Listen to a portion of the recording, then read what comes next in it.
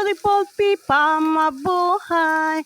So ayan, for today's videos nga mga palangga ay magluluto tayo ng pork adobong pinatoya.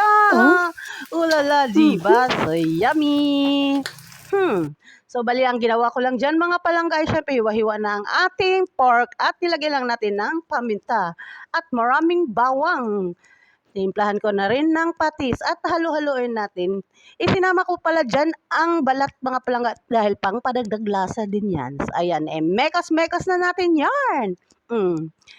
And then dyan ko na rin siya iluluto sa ating pinagprituhan kanina ng hotdog. Oh lala, napakadaling luto lang sa mga palangga. Kahit pumikit ka, alam mo. Ito actually tamad style data to. Dahil nga diba? Pero grabe, napakasarap niya.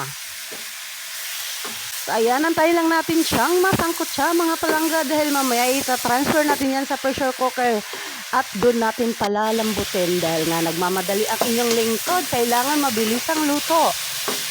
So, ayan, goods na siya. Nasangkot siya na siya mga palangga at haungin na natin sa kahirapan. So, bali yung bawang din natin sasama yan sa pressure cooker mga palangga dahil madudurog siya. So, hayaan lang natin siya dyan at balikan natin siya mamaya. So, ayun na nga, i-transfer na natin. And then, magdagdag lang tayo ng kaunting tubig.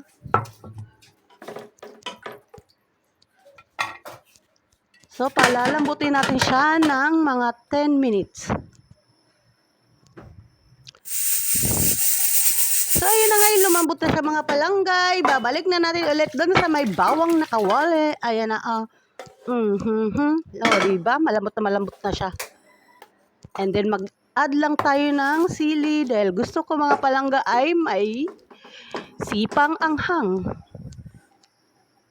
So, yak, mapapa-unli-rice ka nga dahil nga maanghang na masarap pa.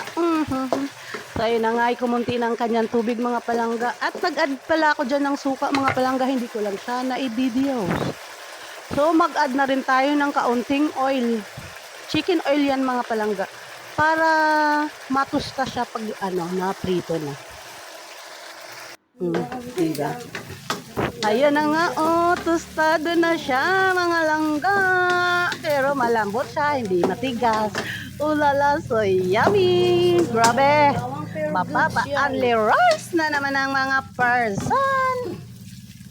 Diba? So, ayun lang. Thanks for watching everyone. God bless! Babush! Hindi ko pa alam gamitin.